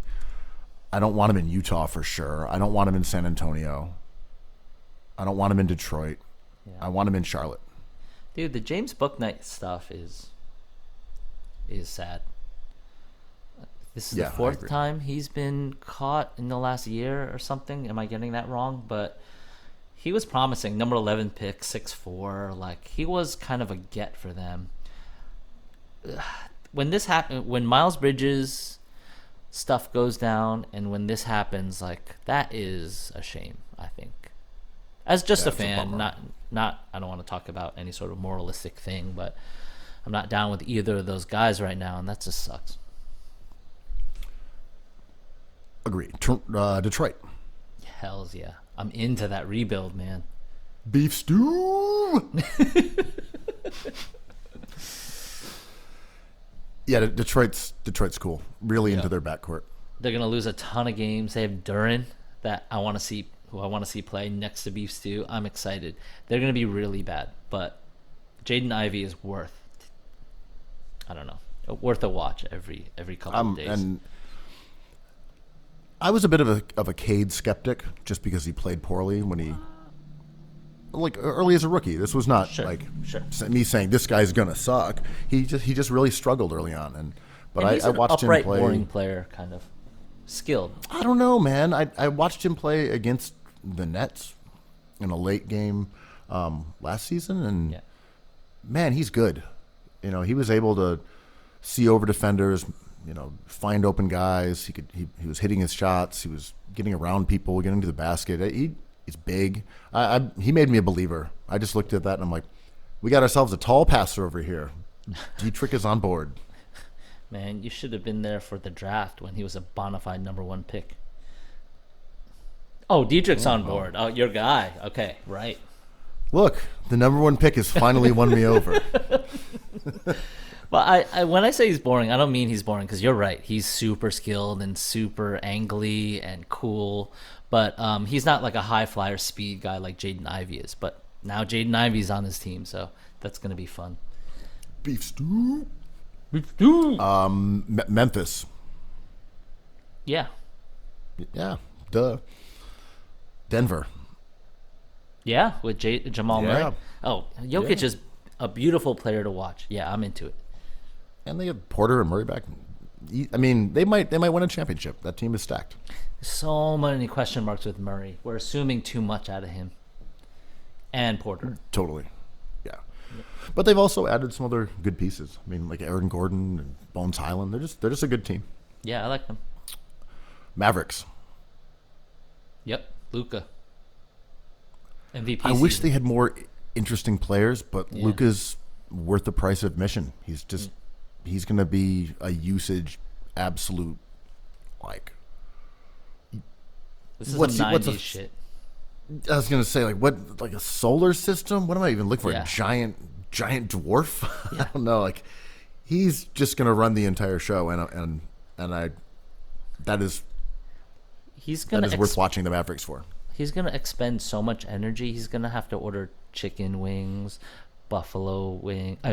chicken wings, chicken fingers, nachos, mozzarella sticks, jalapeno poppers. Every night. And he won't even gain weight. He's just like throwing it into an inferno. But he's not going to be allowed at Balthazar unless he apologizes profusely. So have some questions about his egg yolk omelet routine. There was an amazing story I heard of James Corden. Apparently, he was in an airport and someone was on the same flight as him. And there was a screaming baby, and this mother just like trying to calm this baby down. And Corden was like, ugh. And then they sat this woman next to Corden in first class, and this person was just like, oh, he's behaving so well. I thought he would throw a fit, but he just covered his eyes, put on headphones, and just zoned out for the whole flight. And at the end of the flight, the woman's like, can you just help me for a second? And the person realized that was his wife and kid. I don't know. I mean, we've all been there. So you're saying this is Luca, Oh, it but helps it's his going to be brand. about Spencer Dinwiddie and Christian Wood? I don't know. I like the Christian Wood edition. Yeah, me too. Timberwolves. Yeah, absolutely. Yeah, must watch. Absolutely. Yeah. Pelicans, we know where you stand on that. Yes, Yeah. yes.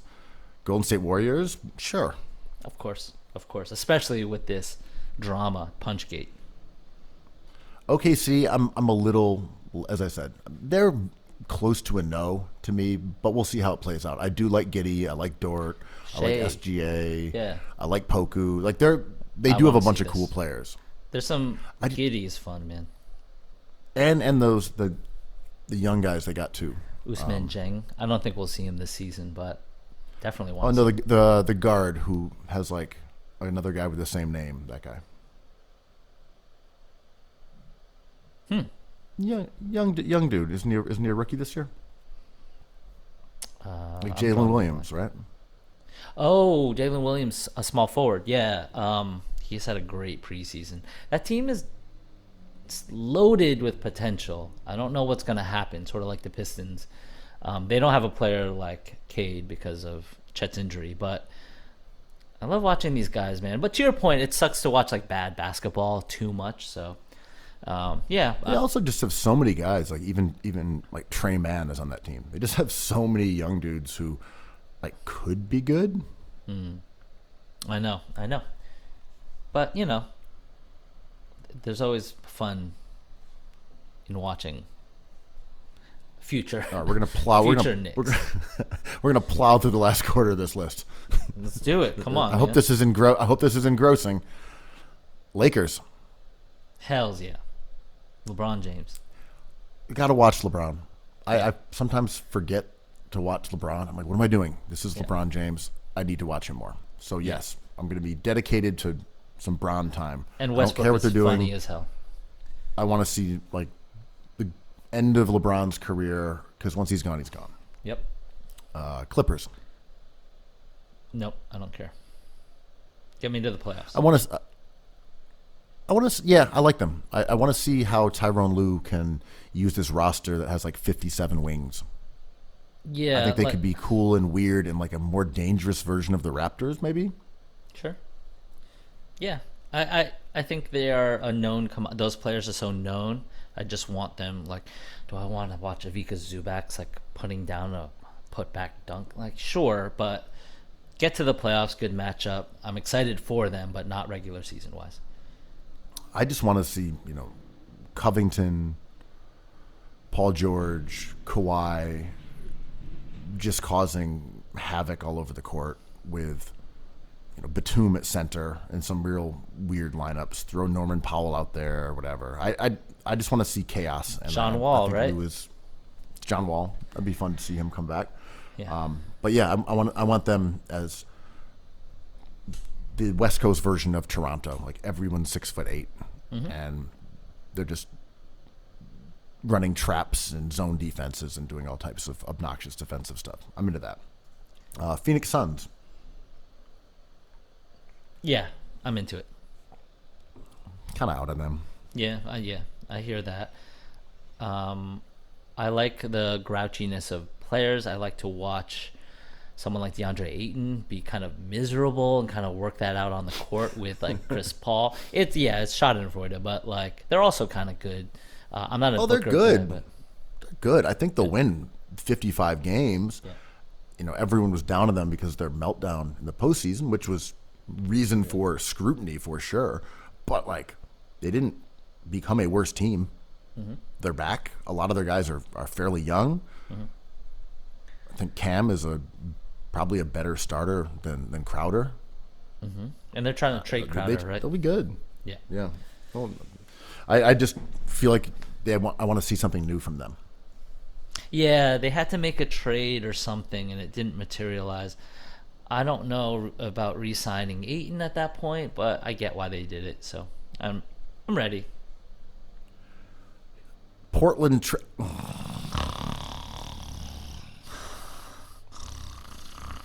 I'm sorry. Portland. Would you like to take a nap to them? Is this the year Jeremy Grant becomes good again? He tried the alpha thing in Detroit where he's like, okay, maybe I'm a star. Like, Harden gets his shine after playing behind Westbrook and KD, and he turns into one of the greatest players of all time. I wonder if Jeremy Grant, a part of him was just like, I think I can be really excellent as the main guy. And he's like, oh, I take that back. And then maybe in Portland, through the preseason, he's shown to be like the guy we liked before in Denver, which is just like this chaos agent who's good at so many defensive things. I like him a lot in his prior role that he had in OKC and Denver. Mm-hmm. I thought that was what he was best suited for, but I also do appreciate that he went for it. Let's do it. He's like, I'm gonna take more money. I'm gonna take less money to get out of Jokic's like Jabba the Hutt ass shadow, mm-hmm. and I'm gonna go over there and be the guy. All right, maybe I'm not the guy. I was pretty good. right. Averaged like around 20 points. I don't know if I'm the guy, but I like Portland at least attempting to hit like a reset button on the kind of team they were before, mm-hmm. but keeping Dame there as like, okay, you're going to take the moral high ground. You're going to stick it out. We're going to give you a whole bunch of defensive guys. And, okay, here's, Josh Hart and Justice Winslow and Jeremy Grant, and we're going to get Gary Payton 2, and we're just going to surround you with guys who are dogs and like, go for it, man. And Anthony Simons, who's like the CJ I would argue it was totally McCollum. Yeah, I would argue that you're right. Totally. I like the additions of these one or two players that kind of turn them into a defensive identity team. But at the same token, I think of them as a sleepy time bear because they kind of follow the same principles they've always done. Like, we lost McCollum, but we have Anthony Simons. We lost Covington, but Jeremy Grant's there. Lillard's always there.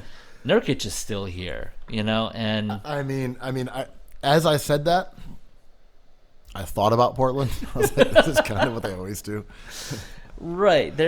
They have not taken a home run swing in a long time. I was like, oh, right. Remember when they literally did this exact same thing with like Covington and Bazemore and Ariza and who's the other guy? And tall Nurkic. Dude, kind of a swag king. Aminu. Like they kind of have done this like 4 times. Yeah. Okay, that's true. It seems like the same guy over and over.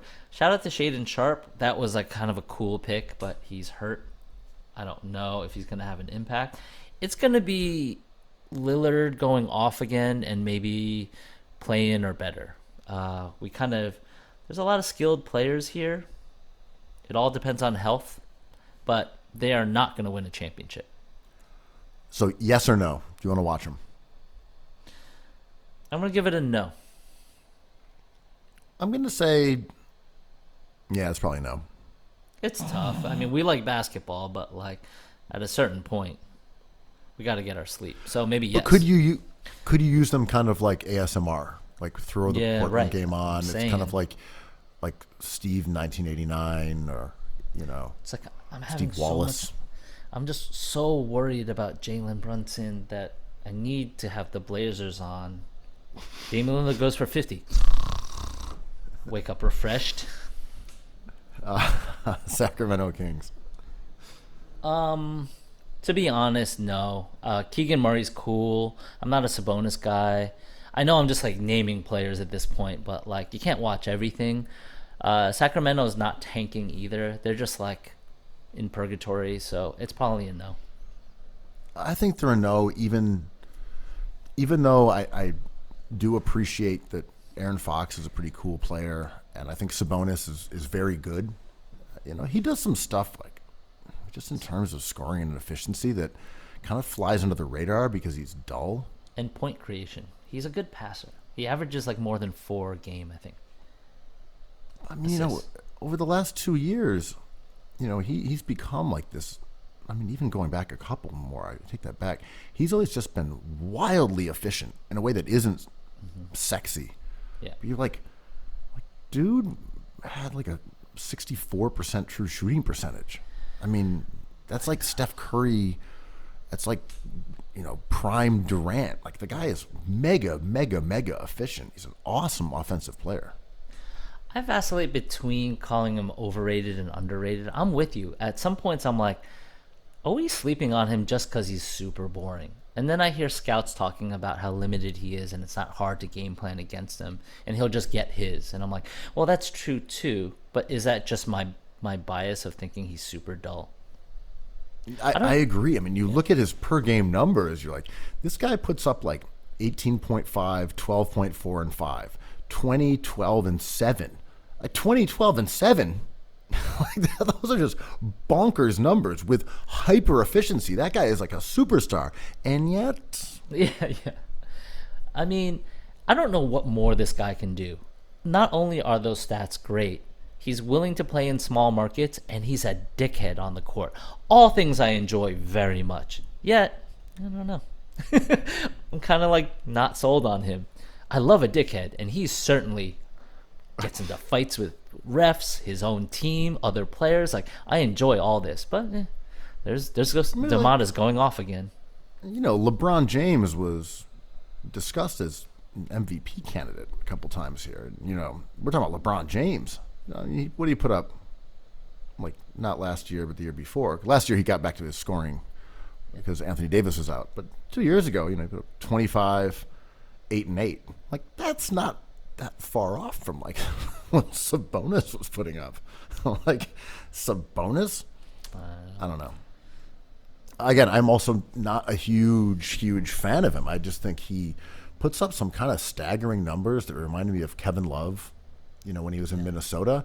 Yeah. And I just don't know if they translate to winning games at all.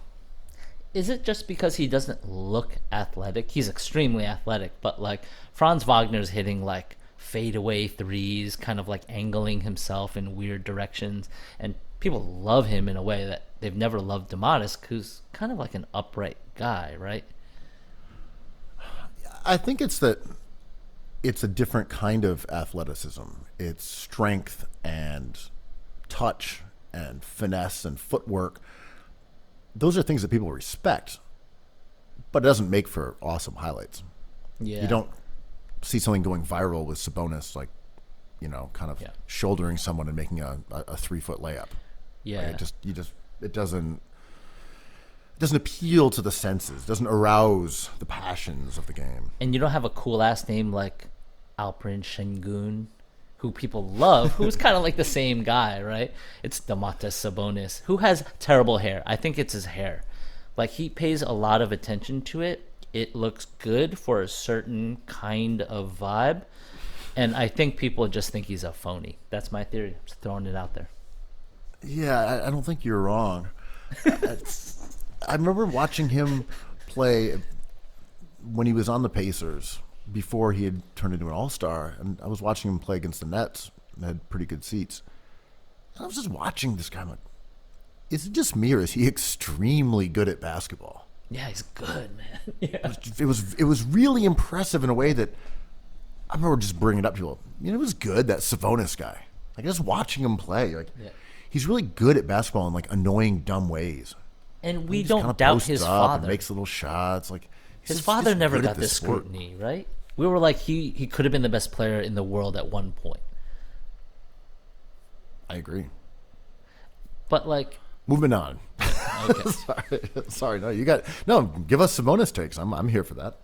Well, just quickly, when that trade went through and everyone's like, why in the world would you trade Halliburton? Which I agree with. I'm with the Kings Nation who's like, getting back Sabonis was not bad. It wasn't a total L here. We wanted to keep our young guy, but like Sabonis is like kind of devastating, right? Like, I don't know. Not the worst, most lopsided trade ever. Well, Sabonis might be better than Tyrese Halliburton, but he just doesn't feel like he is. Mm-hmm. He's a different kind of player, though, because like Obi Toppin is good. You know what I mean? But he's not a part of a winning team. Statistically, Obi Toppin is good. He shoots from range. His true shooting is nice. He takes very smart, valuable shots.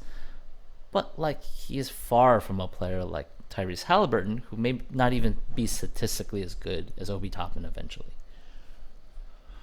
I mean, that's true. It's not like they won games after they acquired him. They went like 8-14. I mean, that franchise is weird. Moving on. San Antonio Spurs. You excited to see them, Andrew? I am so tired of those colors. They need a rebrand because I love those players. Devin Vassell, Keldon Johnson, your boy Pirtle. Like, that's not boring, but man, those black and white uniforms, I'm just like exhausted. So I like when they add the Southwestern Taco Bell motif and they kind of look like Meximelts running around. Get spicy, man. I read somewhere that Popovich, the wine king, I know you're the wine king of New York City, but he is the wine lord of San Antonio. He's got 4 players on his team that aren't legally able to drink, which I think is hilarious. The team is weird. Do you think Keldon Johnson is a Crunchwrap Supreme? Is he a crunch? I don't have a better dish. A gordita? Is Devin Vassell a 7-layer burrito? Wrapped in a deep fried tortilla on top of a Mexican salad. Tons of iceberg. You will know me by my trail of iceberg. Jacob Pirtle is definitely a Mexican pizza. Do they still sell those? I think they came back. I enjoyed those as a young lad in my MAGA lair in the basement playing Japanese video games. I was about to say, this is a world worth fighting for, and the ache of nostalgia we feel for this time is the call home. It's like, yeah, I was just thinking about Mexican pizzas, and I don't know, maybe playing some Bionic Commando if you got a chance. Mega Man 7. Yeah. Let me pause Altered Beast on my Sega Genesis to eat a Mexican pizza. Look, I know you woke mob don't want to hear about Echo the Dolphin. I got my Crash Bandicoot rocking. Where's that Gordita Crunch Wrap? It's called culture. That's right. America. Utah Jazz. I'm interested, but no, dude. I like basketball. They might be the most unwatchable team ever. Yeah, possibly. Although Trey Jones, Lauri Markkanen, Schadenfreude with Danny Ainge, I want them to win games. They will not win. Yeah, games. that would be good, but they're not. Walker ass. But I look at that roster, I'm like, even the older veterans who they're going to try to have put up numbers so they can like slough them off for more picks. Is Mike Conley Markkanen, Mike Conley is there, Clarkson is there, and Markkanen. They obviously want to trade all those guys, but I don't even like watching any of them play anyway. I think Clarkson's, he's got a bag, he's a good player, and he's highly skilled. But I don't want to watch Jordan Clarkson going off. I don't. And they're going to trade him for Jay Crowder. Conley. Yeah. I just there's not someone on that team that I'm interested in watching. Maybe like some of the young guys they got from Minnesota. Walker Kessler. I think Jared Vanderbilt's kind of a cool player, but again, I just look across that roster. I'm like, this is brutal. Malik Beasley. That's tough. No Utah Jazz for me. Out on them. Yeah. And the last one, Houston Rockets. A hesitant yes. Jabari Smith, totally. They got fun players. Porter's just like so chaotic and bad a little bit. I want them to become a powerhouse again. But that might be a no for me. I'm kind of with you only because they're still undefined. Yeah. Someone like Jalen Green. He got quite good at the end of the year. Top 50 He player. was playing well. Yeah. But they still have so many moving parts where I'm not sure if this is a Jalen Green team. Like, they just gave Kevin Porter like $20 million a year. Weird. And I don't really love watching Kevin Porter play. No. He's sloppy. He's not great. Tari Eason, I enjoy, but like Jabari Smith is kind of an upright, kind of great robotic player. I don't know, I don't know. Yeah, as far as that team goes, I think you could put 5 guys on the court that I'd be intrigued by them all individually. Yeah. Where I can say like, oh, we get to see Sengun and we see Jabari Smith and we see Tari and we see Jalen Green. That's a lot of guys who are intriguing to me, as players on the floor at the same time. But I also don't know if it adds up to more than slop. Yeah, I know. Yeah, I'm a wait and see on that. I hope Jalen Green becomes a great player, but none of these guys are necessarily aesthetically for me. Tari Eason is, Yeah. but he's also kind of a sloppy dude that you're putting next to Kevin Porter Jr., who's sloppy, Green, who's kind of sloppy. Jabari and Sengun are not sloppy. Well, Sengun might be sloppy. Jabari is not a sloppy player. He's very contained. No. He's good, man. I'm gonna give them a yes for now, like TBD, just because there's enough young talent that I'm into. Yeah. I think, is Jabari going to win in Rookie of the Year? He might. I mean, it's him or Keegan Murray, right? Because they're the most like scoring ready. Although last year was kind of a dark horse. I love Scotty Barnes, but like Mobley not getting it was surprising. There was definitely a period where if I was a gambler, I would have said, I'll just put down $10,000 on Mobley and win back like an extra 3. Yeah. Just some free money. Yeah. And then he got hurt and people just kind of got sick of him. I know. Yeah, Mobley is also not a thrilling type player, but like, and that's why awesome. That's why Jabari has a vulnerability there, that he's gonna knock down shots, he's gonna score, he's gonna get some boards, but he might not be fun. But Keegan Murray has the same profile a little bit, but with more range, I guess. Keegan Murray is like a scorer rebounder. He's gonna be awesome too. I don't know. Rookie of the Year is a conversation for another perfect pod, I think. I agree. Banchero, also easy candidate. Bad team, lots of touches, lots of points. Mm-hmm. Well, we did it. We went through all 30 teams. And if we want to watch basketball, there's a guide that will no longer abide by. Like, guess we got to watch some Knicks games now. I'll see you in my nationalistic basement with my Yao Ming poster, my Drazen Petrovic action figure. I love cookies. I love cookies. White boys. I love cookies. Cookies. I love cookies.